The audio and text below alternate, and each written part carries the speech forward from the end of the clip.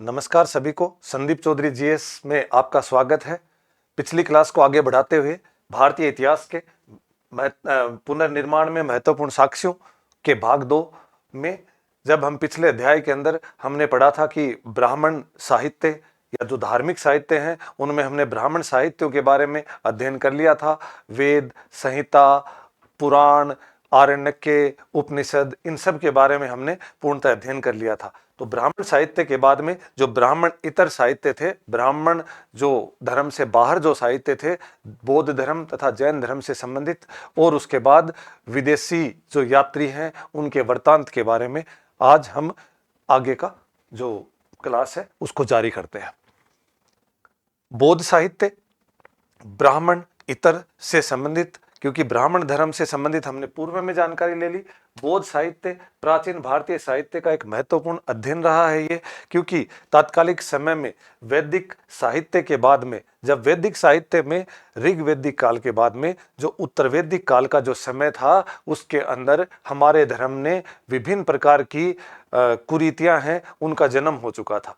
लोहे की खान या लोहे की जो खोज के बाद में क्या है, अनेक प्रकार की जैसे बलि प्रथा है, गोत्र प्रथा है, जाति प्रथा है, वर्ण व्यवस्था है, आदि प्रकार से समाज में अनेक प्रकार की बुराइयां आ चुकी थी।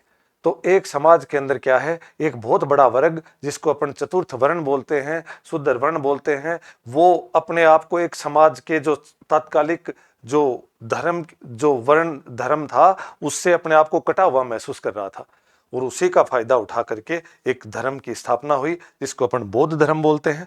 बौद्ध धर्म की स्थापना महात्मा बुद्ध का जन्म जैसे 563 ईसा पूर्व के अंदर हुआ। 563 ईसा पूर्व के बाद में महात्मा बुद्ध के जन्म के बाद में महात्मा बुद्ध मूलतः एक मतलब किसी राजवंश से संबंधित थे। लुम्बिनी, तराई, नेपाल के क्षेत्र के अंदर उनका जन्म हुआ था, और वहां पर एक किसी राज खानदान से वो संबंध रखते थे।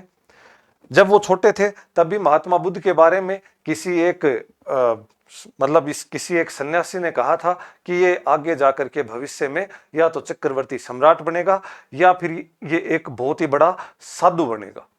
तो जब किसी सन्यासी के द्वारा इस तरह की भविष्यवाणी करना, और जब महात्मा बुद्ध के पिता जो कि खुद एक राजा थे, उनके दिमाग में दो तरह की जो भी है शंकाएं उत्पन्न हो गई। उनको लगा कि चक्रवर्ती सम्राट तो ठीक है, क्योंकि प्रत्येक राजा चाहता है कि उसका बेटा है वो आगे जाकर के चक्रवर्ती सम्राट बने।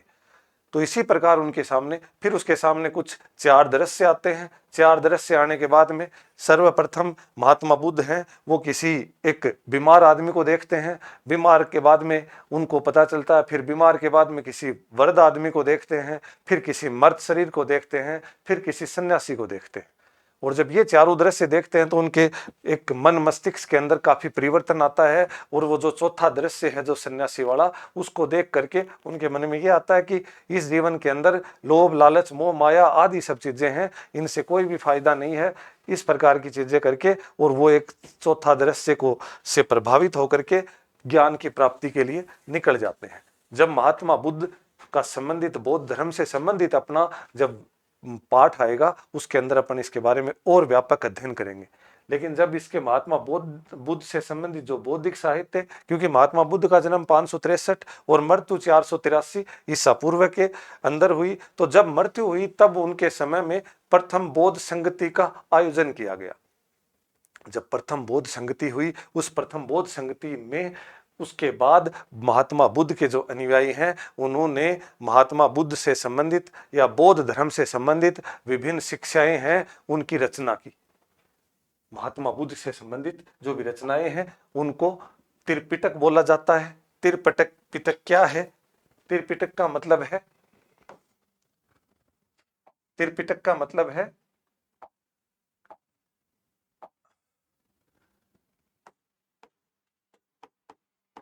ज्ञान की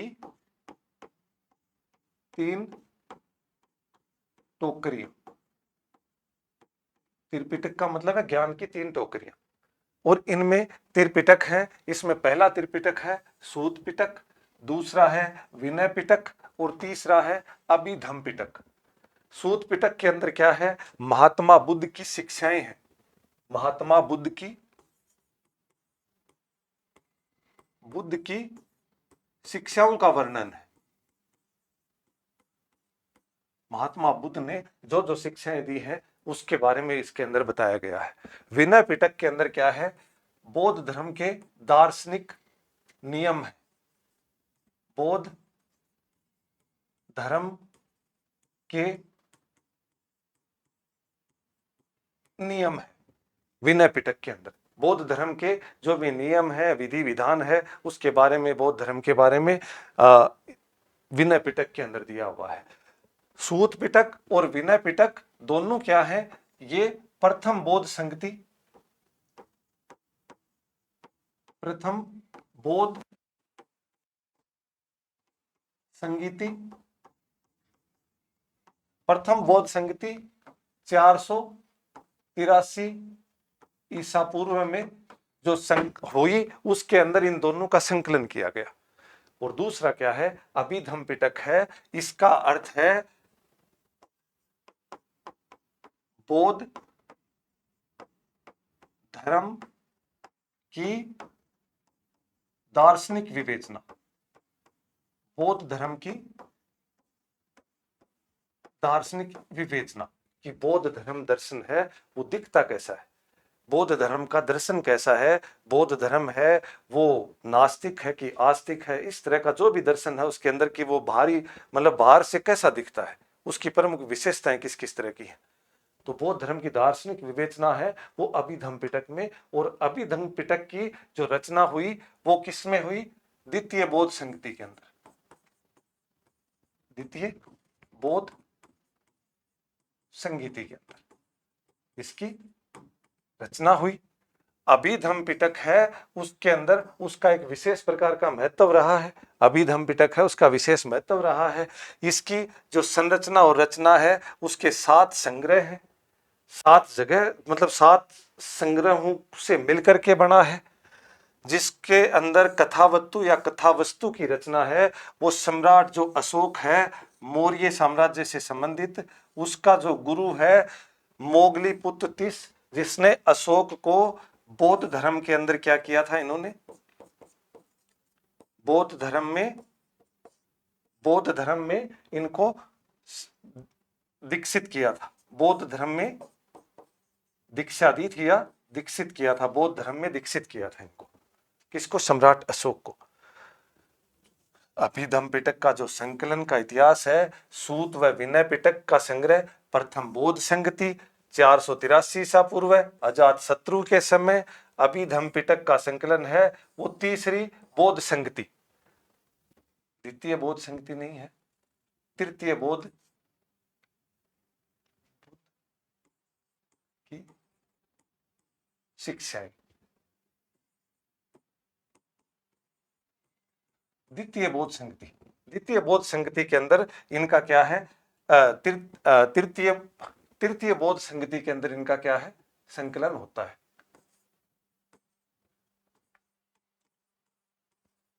तृतीय बौद्ध संगति के अंदर इसका क्या है? संकलन होता है। 251 ईसा पूर्व में अशोक के समय में पाटलिपुत्र में इसका आयोजन हुआ था। पाटलिपुत्र के अंदर इसका आयोजन किया गया था।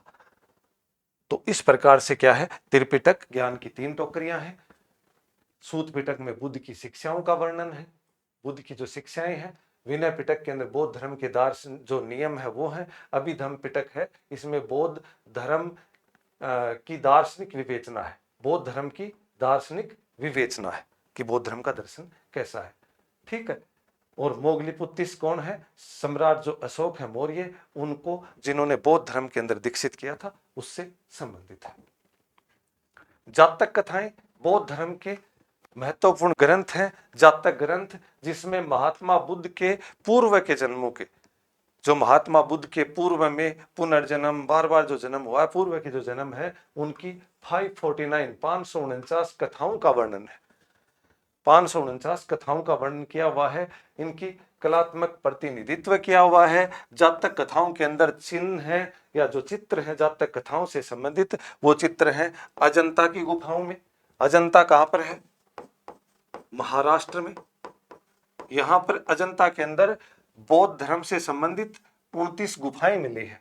इन 29 गुफाओं में क्या है, 4 तो चैत्य है और 25 क्या है, विहार है।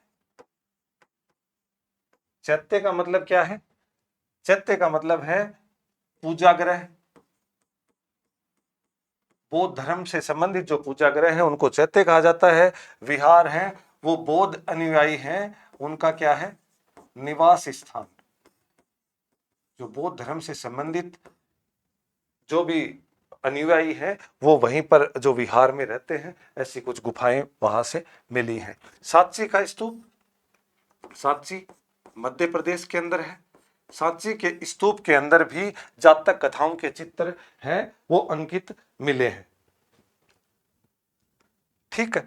बोरोबदूर स्तूप, जावा, जावा के अंदर बोरोबदूर स्तूप है, वहां पर भी क्या है, महात्मा बुद्ध के जो चित्रों के अवशेष वहां से मिले।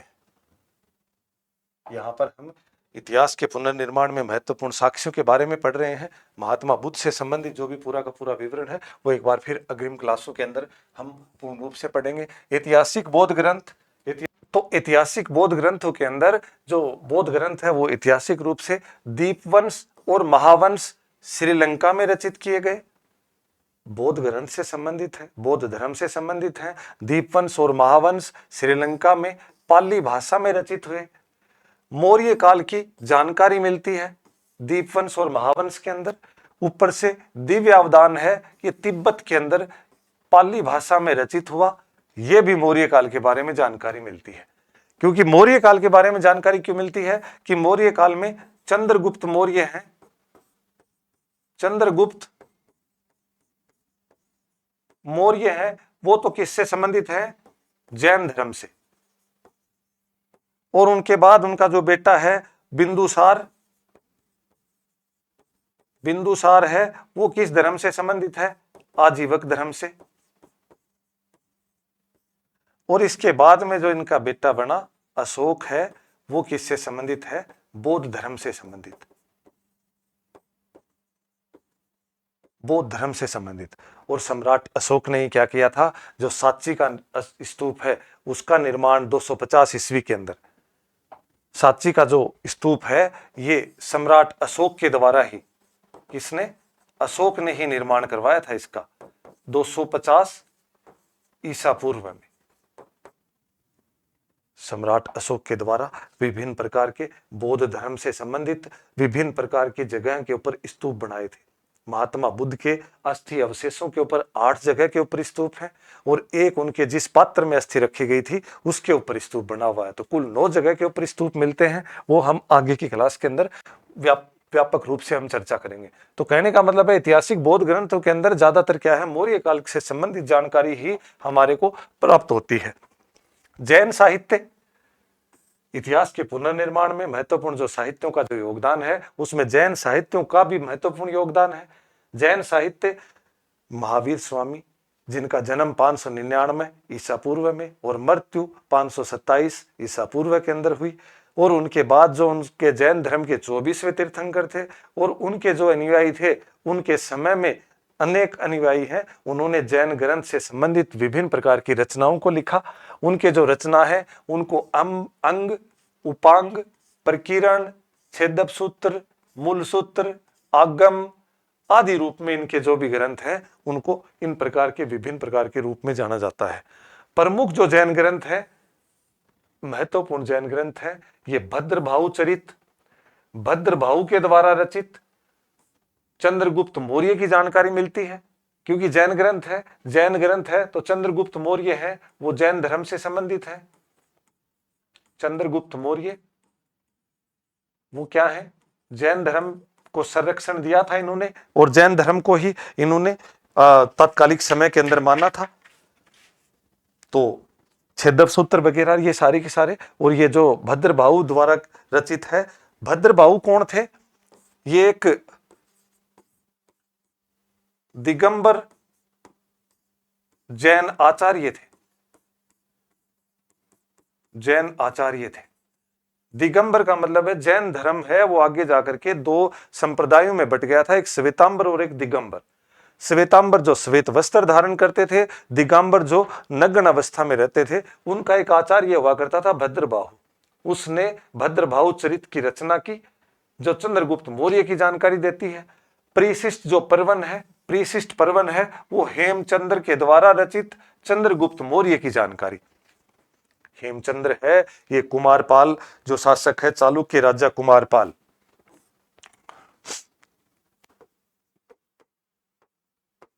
चालुक्य गुजरात के का राजा कुमारपाल, कुमारपाल का राजगुरु था ये, 12वीं शताब्दी।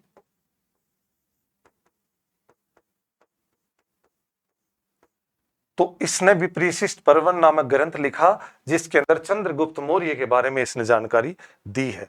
भगवती सूत्र है, ये भी एक जैन ग्रंथ है।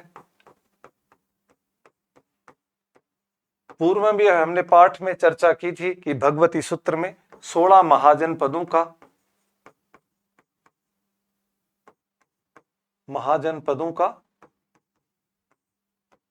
वर्णन मिलता है हमारे को। 16 महाजनपदों का वर्णन मिलता है। महावीर स्वामी की इसके अंदर जानकारी मिलती है। ये मूल रूप से भगवती सूत्र है, ये जैन धर्म का महत्वपूर्ण ग्रंथ माना जाता है। इसके जो रचयिता है वो श्वेतांबर। रचयिता कौन है इसके?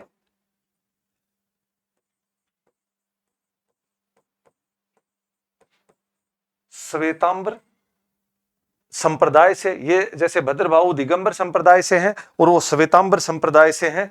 सुधर्मन स्वामी,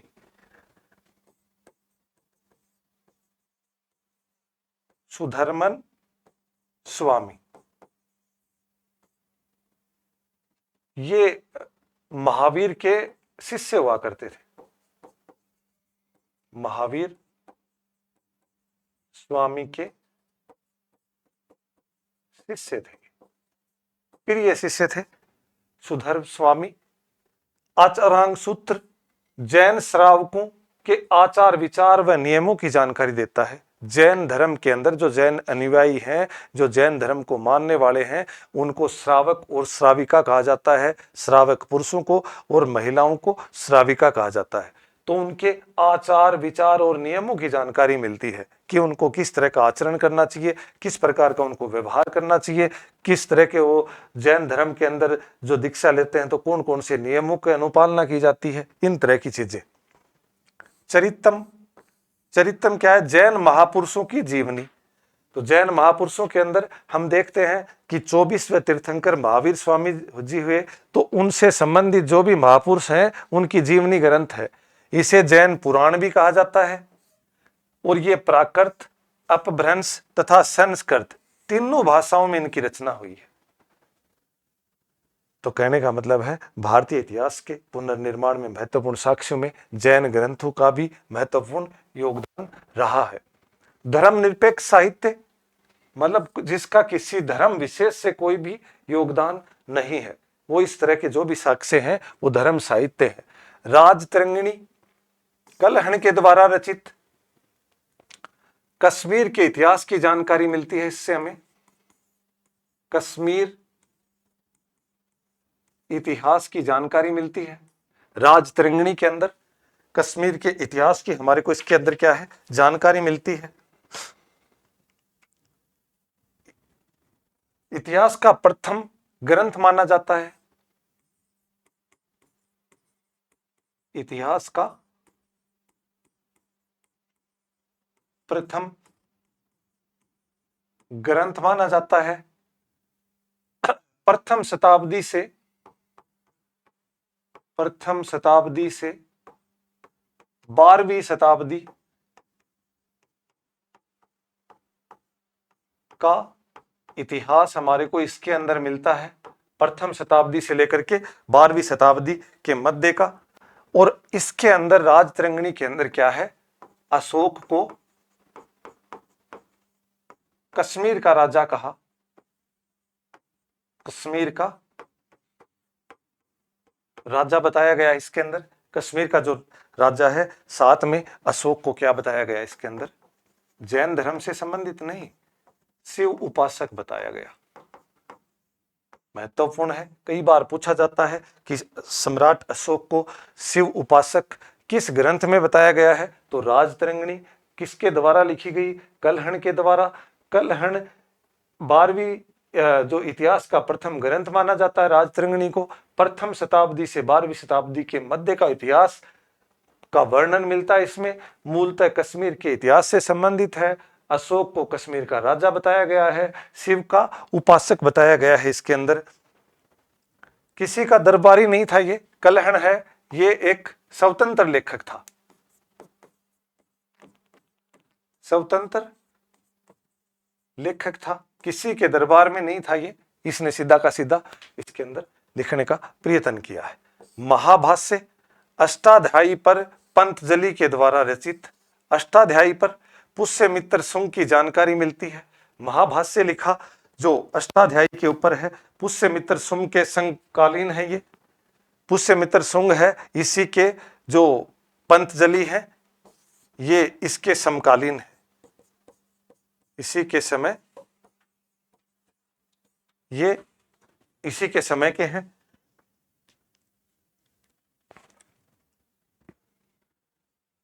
अष्टाध्यायी पाणिनि के द्वारा 6ठी शताब्दी ईसा पूर्व में संस्कृत व्याकरण का ग्रंथ।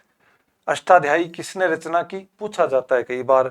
पाणिनि के द्वारा कब रचना की गई, 6ठी शताब्दी ईसा पूर्व में। किसका ग्रंथ है ये, संस्कृत व्याकरण का ग्रंथ है। विक्रमादित्य 6 के दरबार में पाणिनि है, वो किसके दरबार में, विक्रमादित्य 6 के दरबार से संबंधित था ये, पाणिनि है ये जिसने अष्टाध्यायी लिखा, संस्कृत व्याकरण का ग्रंथ है। लेकिन इतिहासकारों के अंदर विभिन्न प्रकार के मत हैं। कुछ लोग बोलते हैं कि इसके दरबार में नहीं था, लेकिन अधिकांश किताबों के अंदर ये इसको माना गया है। अर्थशास्त्र राजनीति की किताब, राजनीति विषय के बारे में कौटिल्य के द्वारा रचित राजनीति की महत्वपूर्ण पुस्तक। किसके दरबारी थे ये, चंद्रगुप्त मौर्य के प्रधानमंत्री भी थे ये, चंद्रगुप्त मौर्य के। चंद्रगुप्त मौर्य को बनाने के पीछे भूमिका भी इन्हीं की बताई जाती है। एक बार बताया जाता है कि ये नंद वंश के समय में तक्षशिला के जो विश्वविद्यालय है उसके आचार्य हुआ करते थे। वहां के गवर्नर के द्वारा जब वहां की प्रजा के साथ कुछ अन्याय किया जा रहा था तो माना जाता है कि ये कौटिल्य हैं, ये जिनको चाणक्य कौटिल्य बोला जाता है, ये नंद वंश के घनानंद के दरबार में आए और इन्होंने आकर के बताया कि आपके द्वारा जो नियुक्त गवर्नर हैं तक्षशिला के अंदर, कांधार तक्षशिला के अंदर जो आपके गवर्नर हैं वो वहां की प्रजा के साथ अन्याय कर रहे हैं, एक अच्छा व्यवहार नहीं कर रहे हैं। तो अगर आप इसके अंदर आपका भी नाम खराब हो रहा है आपका इस वजह से, तो तब जाकर के क्या किया, घनानंद ने उनका भरे दरबार में उपहास कर दिया कि मतलब उसका कोई जाति सूचक या किस तरह से जो भी उनका उपहास कर दिया गया। तब इन्होंने उसी समय कसम खाई थी, इन्होंने कौटिल्य ने, कि अहंकार है आपके अंदर, जो अहंकार है वो बहुत जल्दी ही नष्ट हो जाएगा और अहंकार किसी भी राज्य या राजा के लिए अच्छा नहीं होता। राजा का उत्तरदायित्व होता है प्रजा की कल्याण के बारे में निरंतर सोचते रहना, और आप जो विलासतापूर्ण जीवन जी रहे हो ये आपके जल्द ही आपका राज्य का। तब जाकर के बोलते हैं कि जो घनानंद ने कहा कि ठीक है आप जो करना है वो कर लेना। उस समय तात्कालिक समय में ब्राह्मणों को मतलब ब्राह्मणों की हत्या करना एक पाप माना जाता था, इसलिए उनको दरबार से छोड़ दिया गया और उन्होंने वहीं शपथ ली कि मैं इस दुराचारी जो राजा है, अहंकारी राजा, इसको हटा करके मानूंगा। तब उन्होंने सोचते सोचते वो निकल रहे थे, जंगल से गुजर रहे थे, तब बोलते हैं कि किसी जंगल के अंदर चंद्रगुप्त मौर्य हैं, वो 11-12 वर्ष की अवस्था में राजकिलम नामक एक खेल खेल रहे थे। राजकिलम एक ऐसा, जैसे अपने बचपन में चोर पुलिस इस तरह से कुछ खेलते हैं, एक सैन्य व्यूह रचना के आधार पर ऐसा कुछ खेल खेल रहे थे।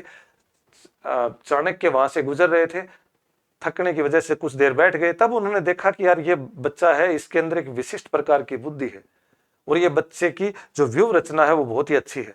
तब उन्होंने उस शिकारी से 1000 कारसापाण में इनको खरीद लिया। कारसापाण चांदी की मुद्रा होती है, उसके अंदर इनको खरीद लिया और खरीद करके इनको प्रशिक्षण दिया। और प्रशिक्षण देने के बाद में ये माना जाता है कि उनके खिलाफ इन्होंने काम करना शुरू किया और घनानंद को पराजित करके नंद वंश को समाप्त करके मौर्य वंश की स्थापना रखी। तो इन्होंने चंद अर्थशास्त्र, राजनीति से संबंधित पुस्तक है, चंद्रगुप्त मौर्य के प्रधानमंत्री हुआ करते थे। तो ये महत्वपूर्ण ग्रंथ है तत्कालीन भारतीय इतिहास के पुनर्निर्माण में महत्वपूर्ण साक्ष्यों में। साहित्य और ऐतिहासिक अन्य रचनाएं, गर्ग संहिता शुंग काल में रचित, कुसुम ध्वज पाटलिपुत्र पर यवनों के आक्रमण की जानकारी मिलती है। गर्ग संहिता के अंदर, गर्ग संहिता है ऋषि गर्ग के द्वारा लिखी गई थी। ऋषि गर्ग के द्वारा रचित।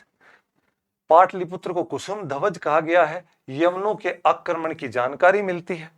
मालविका अग्निमित्र कालिदास के द्वारा रचित शुंग राजकुमार अग्निमित्र तथा मालविका की प्रेम गाथा के बारे में, इसमें शुंग यवन संघर्ष, शुंग विदर्भ राज्यों के मध्य के संबंधों की जानकारी मिलती है।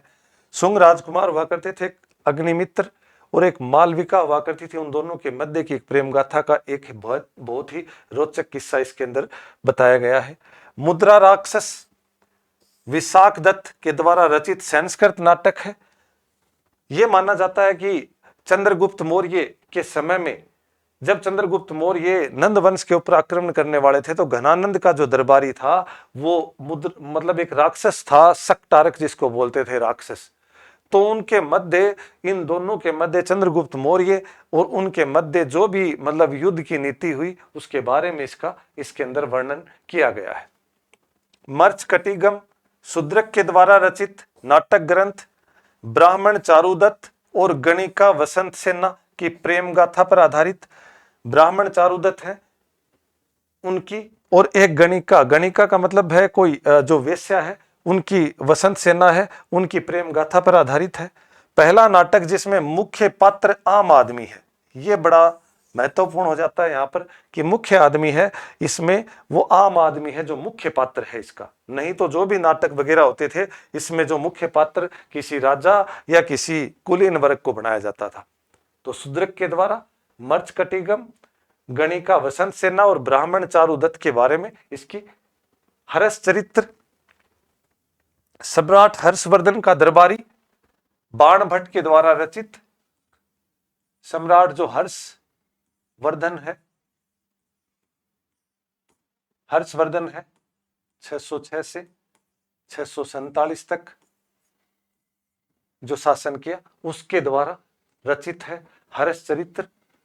बाण भट्ट के द्वारा नव सहसांग चरित्र, मालवा के परमार पदमगुप्त परिमल के द्वारा रचित परमार वंश की जानकारी, नव सहसांग चरित्र। जो मालवा है उस क्षेत्र के जो राजा हैं, सिंधु राज का दरबारी, उसके बारे में इसकी जानकारी है। विक्रमांक देव चरित्र बिल्हण के द्वारा रचित कल्याणी के चालुक्य वंश की जानकारी। विक्रमादित्य 6 के दरबारी थे ये जो बिल्हण है, ये किसके थे? विक्रमादित्य 6 के दरबारी,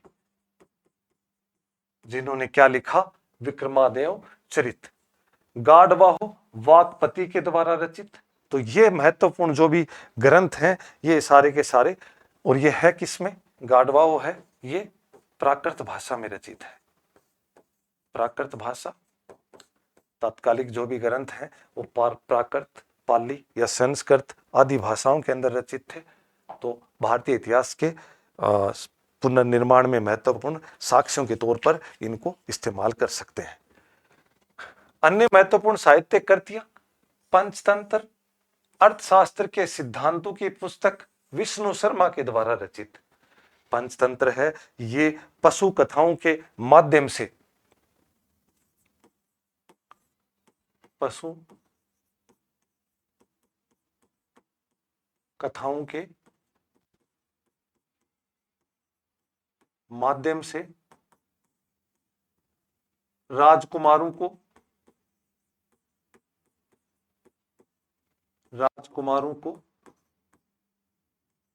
ज्ञान दिया जाता है। इसमें पशुओं की कथा सुना करके कि राजकुमारों है उनको शिक्षा दी जाती थी, राजा के पुत्रों को, कि ताकि वो कैसे उनको क्या है कुशल शासक बनाया जा सके, कुशल शासक बनाया जा सके। पंचतंत्र के अंदर विष्णु शर्मा के द्वारा रचित है ये। नीति शास्त्र की शिक्षा दी जाती है इसमें। नीति शास्त्र से संबंधित है ये कि किस प्रकार की नीति एक राज्य को संचालित करने के लिए एक राजा के द्वारा किस प्रकार की नीति है। वरत कथा गुनाड्डे के द्वारा, वरत कथा है ये किसके द्वारा, गुनाड्डे के द्वारा। सातवाहन शासकों के बारे में वर्णन है इसमें। सातवाहन शासकों से संबंधित है ये वरत कथा। वरत कथा मंजरी क्षेमेंद्र के द्वारा, वरत कथा मंजरी है ये किसके द्वारा, क्षेमेंद्र के द्वारा। कश्मीरी कवि है क्षेमेंद्र है ये कहां के कवि है, कश्मीरी कवि है, इनके द्वारा रचित। गाथा सप्तशती प्राकृतिक भाषा में हाल के द्वारा, इसके रचनाकार कौन है, हाल है। हाल कौन है, सातवाहन वंश के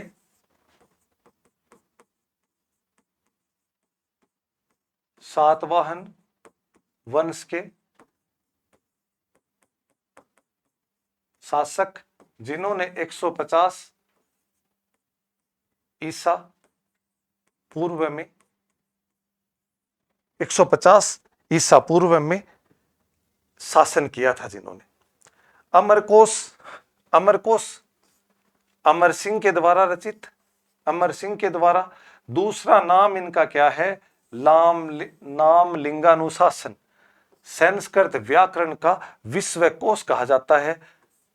बहुत ही महत्वपूर्ण है ये, बड़े एग्जामों में कई बार पूछा जाता है कि अमरकोश की रचना किसने की, अमर सिंह के द्वारा। दूसरा नाम क्या है, नाम लिंगानुशासन है। किसका ग्रंथ है ये, संस्कृत व्याकरण का इसको विश्वकोश बोला जाता है। चंद्रगुप्त द्वितीय का, अमर सिंह जो है ये कौन था, अमर सिंह है ये गुप्त साम्राज्य चंद्रगुप्त द्वितीय का दरबारी था। इसके दरबार में नवरत्न होते थे, उस नवरत्न में ये शामिल था। कौन, अमर सिंह। ये बहुत महत्वपूर्ण है। अमरकोश जो ये ग्रंथ है इस पर कुछ रचनाएं लिखी गई। हल्लायुद्ध ने, अभिधान, रत्नमाला, यादव प्रकाश ने, वैजयंती और क्षेमेंद्र ने अभिधान चिंतामणि की रचना की। ये सारी की सारी रचनाएं अमरकोश को आधार बना करके की गई हैं। मिताक्षरा की रचना विज्ञानेश्वर ने और नीति शास्त्र की रचना कामांधक ने। मिताक्षरा है वो नीति विषयक है, दोनों के दोनों ग्रंथ हैं ये क्या है, नीति विषयक ग्रंथ है, नीति से संबंधित ग्रंथ है। तो इस प्रकार के महत्वपूर्ण ग्रंथ है। विदेशी यात्रियों का विवरण, तो भारतीय इतिहास के पुनर्निर्माण में महत्वपूर्ण साक्ष्यों के अंदर हमने धार्मिक और धर्मेतर दोनों साहित्य पढ़ लिए हैं, कुछ अन्य साहित्य थे वो भी पढ़ लिए हैं। अब विदेशी यात्रियों का विवरण, यूनानी विवरण में टेसियस और हेरोडोटस जिसको इतिहास का पिता कहा जाता है, इसके बारे में इनके विवरण काल्पनिक अविश्वसनीय माने जाते हैं, लेकिन फिर भी इनको हम इतिहास के पिता के तौर पर इनको देखते हैं। नियार्कस, एरिस्टोबुलस, ओनिस्टोक्रेटस ये सिकंदर के साथ भारत आए थे, इनके विवरण भी कोई विश्वसनीय नहीं है। जब सिकंदर 326 बीसी में नंद वंश के समय जब भारत आए, उसी समय ये तीनों हैं, ये उनके साथ भारत में आए, और इनका जो भी विवरण इनका मिलता है वो भी कोई विश्वसनीय नहीं है। मेगास्थनीज सेल्यूकस निकेटर का चंद्रगुप्त मौर्य के दरबार में एक राजदूत था, इंडिका लिखा था। मूल प्रति जो है वो नहीं मिलती है, जो मूल प्रति है वो इसकी नहीं प्राप्त होती है। एक प्रकार से कहने का मतलब, जो इन्होंने मूल अपने हाथों से जो ग्रंथ लिखा था उसकी इसको प्राप्त नहीं होती है। अन्य यूनानी राजदूत हैं, डायमेकस हैं, वो सीरिया के राजा एंटियोकस प्रथम के बिंदुसार के दरबार में राजदूत थे। मेगास्थनीज का उत्तराधिकारी इनको माना जाता है। डायनोसियस हैं, ये अशोक के दरबार में मिस्र के टोलमी फिलाडेल्फस द्वितीय के राजदूत, जो कि अशोक के दरबार में आए। टोलमी जिन्होंने ज्योग्राफी का ग्रंथ लिखा, इतिहास से संबंधित है, तत्कालीन इतिहास संरचना के अंदर महत्वपूर्ण इनका योगदान है। अन्य महत्वपूर्ण विवरण प्लिनी नेचुरल हिस्ट्री, बड़े एग्जामों में पूछा जाता है। ये नेचुरल हिस्ट्री के बारे में लिखा। पेरिप्लस ऑफ इरीथ्रिशियन सी, लाल सागर की समुद्री यात्रा, इसके जो लेखक हैं वो क्या हैं, अज्ञात हैं, पता नहीं चलता कि किसने लिखा था ये, इसके लेखक हैं वो अज्ञात हैं। तो प्लिनी के द्वारा नेचुरल हिस्ट्री, डायमेकस सीरिया के राजा एंटियोकस प्रथम के बिंदुसार के राजदूत हैं। डायनोसियस अशोक के समय में मिस्र के फिलाडेल्फस द्वितीय के की तरफ से राजदूत हैं। टोलमी ज्योग्राफी का ग्रंथ लिखा इन्होंने। हेरोडोटस इतिहास का पिता कहा जाता है।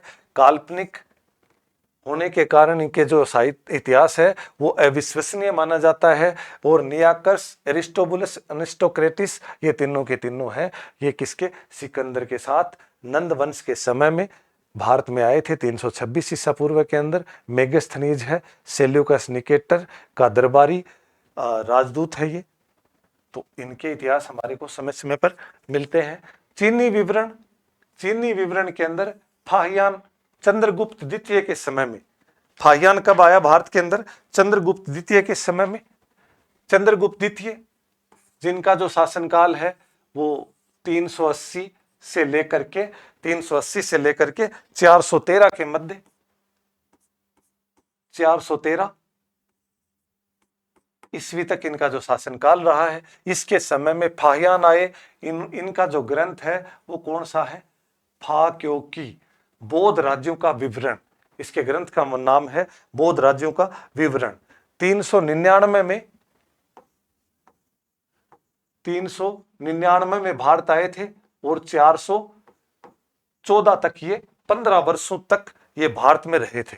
414 तक भारत में रहे। इतिहास कौन सा लिखा इन्होंने, फा क्योंकि, मतलब क्या होता है, बौद्ध राज्यों का विवरण। दूसरे कौन है, हवेनसांग, हर्षवर्धन के समय में आए थे। हर्षवर्धन कब था, 606 से 647 तक। और ये कब आए थे, ये आए थे 630 से लेकर के 644 के मध्य।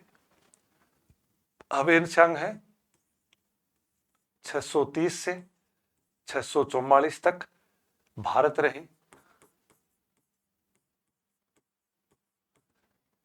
ग्रंथ का नाम है CU की पश्चिमी राज्यों का बौद्ध विवरण, कि पश्चिमी राज्यों में बौद्ध धर्म से संबंधित जो विवरण है वो इन्होंने दिया है। साथ में तीसरे कौन है, इत्सिंग, 7वीं शताब्दी के अंदर ग्रंथ है इनका काओ सेंग चुनाव। अर्थ क्या है, बौद्ध भिक्षु की आत्मकथाएं। और इन्होंने नालंदा विश्वविद्यालय और विक्रमशिला विश्वविद्यालयों की जानकारी दी। इन्होंने, हमारे यहाँ पर 2 प्रसिद्ध विश्वविद्यालय थे, एक नालंदा था और एक कौन सा था, विक्रमशिला। नालंदा है वो कुमार गुप्त ने बनाया था, नालंदा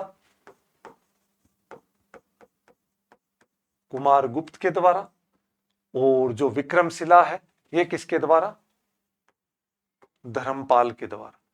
और ये हमारे कहने का मतलब दोनों ही एक ऐसे विश्वविद्यालय थे जिनके यहाँ पर हमारे विभिन्न प्रकार के साहित्यों की करोड़ों प्रतिलिपियां थी।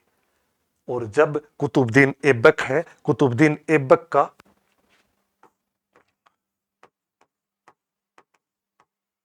कुतुबुद्दीन ऐबक का सेनापति बख्तियार खिलजी ने इन दोनों को क्या किया? नष्ट किया। जब कुतुबुद्दीन ऐबक है वो भारत के मोहम्मद गोरी के बाद में जब कुतुबुद्दीन ऐबक भारत के शासक बनते हैं, तब उन्होंने क्या करते हैं, वो दक्षिण की तरफ या पूर्वोत्तर भारत की तरफ या उस समय के जो पाटलिपुत्र है उसके महत्व को देखते हुए उस क्षेत्र, बिहार के क्षेत्र में, बंगाल के क्षेत्र में अपने अभियान भेजते हैं। उन्होंने अभियान की लीडिंग कौन कर रहा था? बख्तियार खिलजी, जो उनका सेनापति हुआ करता था। वो जब उस क्षेत्र में गया तो वहां पर यह माना जाता है कि एक बार बख्तियार खिलजी क्या है, वहां पर एक गंभीर बीमारी से बीमार हो गए थे, बहुत बुरी तरह से, सेनापति थे ये। और फिर इनको जब ठीक नालंदा और विक्रमशिला जो विश्वविद्यालय है, इनके आचार्यों के द्वारा, क्योंकि वहां पर हमारे पास चिकित्सा से संबंधित समृद्ध एक भंडार माने जाते हैं, अनेक प्रकार के हमारे पास साहित्य थे, समृद्ध साहित्य थे, जो विभिन्न प्रकार के ज्ञान और आदि चीजों का विश्वकोश माना जाता था। तो उन्होंने जब इनको ठीक कर दिया, ठीक करने के बाद इनको मतलब इस चीज के ऊपर भरोसा नहीं हुआ और इन्होंने एक अहंकार में आकर के कि यार ये कैसे कर सकते हैं, इसका मतलब ये इतने ज्यादा मतलब समृद्ध कैसे हो सकते हैं। तो इन लोगों ने क्या किया, बख्तियार खिलजी ने नालंदा और विक्रमशिला दोनों विश्वविद्यालयों के को नष्ट कर दिया आग लगा करके। और यह माना जाता है कि इतने साहित्यिक ग्रंथ थे हमारे वहां पर कि लगभग 6 महीनों तक उसकी आग है वो निरंतर जलती रही। मतलब करोड़ों की संख्या में वो धर्म ग्रंथ थे, वो ही हमारे वहां पे उस समय संभवतः ये नष्ट हुए मानते हैं। चीनी यात्रियों में मातवलीन हर्ष के पूर्व अभियान की जानकारी देते हैं। चाउजुकुआ है वो दक्षिण भारत में चोल राजवंश जो तमिलनाडु के क्षेत्र में है उनकी जानकारी देते हैं। हुई ली ने हवेनशांग की जीवनी लिखी, हुली ने हवेनशांग की जीवनी लिखी है इन्होंने, ये जानकारी। तिब्बती विवरण लामा तारानाथ ने 17वीं सदी के अंदर भारत आए और उनका जो महत्वपूर्ण ग्रंथ है वो कंग्यूर तंग्यूर है। कंग्यूर और तंग्यूर, तारानाथ, लामा तारानाथ 17वीं सदी में तिब्बती इतिहासकार जो भारत में आए, तिब्बती यात्री। मुसलमान यात्रियों का विवरण, खुर्दाब्द और इब्न रोस्ते भारत अरब व्यापार की जानकारी देते हैं। खुर्दाब्द और इब्न रोस्ते दोनों। चचनामा सिंध राज्य के इतिहास की जानकारी देता है। चचनामा के अंदर लेखक है इनके अली बिन हामिद। चचनामा के लेखक का नाम है अली बिन हामिद, अली बिन हामिद बिन अबी बकर कुकी बिन अबी बकर कुकी। एक ही आदमी है, इतना बड़ा नाम रखने की बहुत ज्यादा आवश्यकता भी नहीं है, लेकिन चचनामा है तो आप देख लेना, इतना बड़ा जब नाम आए तो उसके हिसाब से इसको याद किया जा सकता है। तो इसका इन्होंने लिखा। अल बरूनी महमूद गजनवी के साथ भारत में आए। महमूद गजनवी ने 1000 से लेकर के 1025 तक भारत पर 17 बार आक्रमण किया था। ज्यादातर विवरण इनका दक्षिण पश्चिमी भारत के अंदर गुजरात के सोमनाथ मंदिर को कई बार लूटा था इन्होंने। तो महमूद अल बरूनी ने तहकीक ए हिंद नामक ग्रंथ लिखा जिसको किताबुल हिंद भी कहा जाता है। 11वीं सदी का भारत का आईना कहा जाता है। 80 अध्याय थे इसके अंदर, 80 अध्याय थे और प्रत्येक अध्याय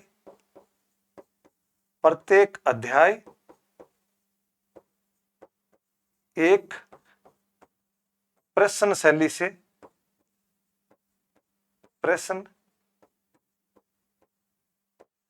से शुरू होता था। तो ये इसका विवरण मिलता है। साथ में महमूद गजनवी के साथ में फिरदौसी, फरूकी और अलबरूनी और उतबी, ये चारों आए थे। तो अलबरूनी का अपन ने देख लिया। फिरदौसी ने शाहनामा लिखा, फिरदौसी है ये इनके साथ में आए, इन्होंने शाहनामा लिखा। फारसी भाषा से संबंधित है शाहनामा, फारसी भाषा में लिखा इन्होंने। उतबी ने तारीख ए यामीनी अरबी भाषा में लिखा। और कौन बच गया? फरूकी। फरूकी का जो ग्रंथ है वो फरूकी ने लिखा था, तारीख दीवान ए फरूकी, दीवान ए फरूकी।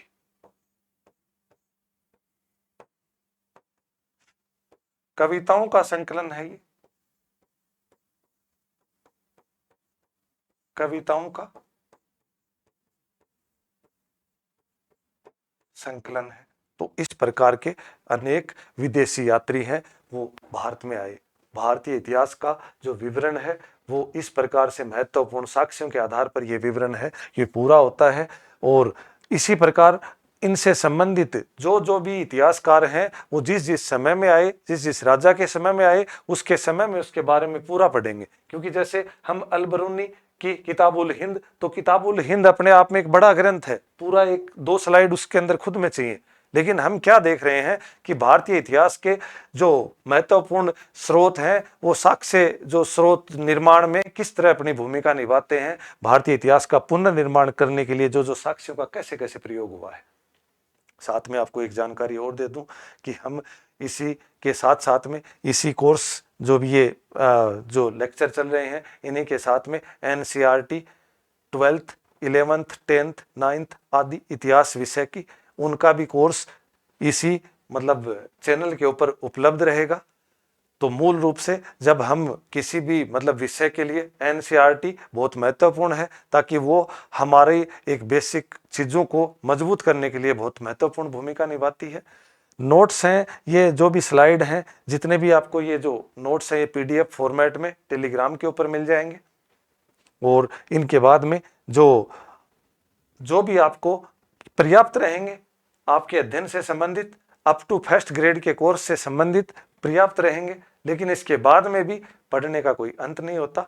बाकी इनको बार बार रिवीजन करें, समझें, लाइक करें, शेयर करें और अन्य दोस्तों को भी बताएं।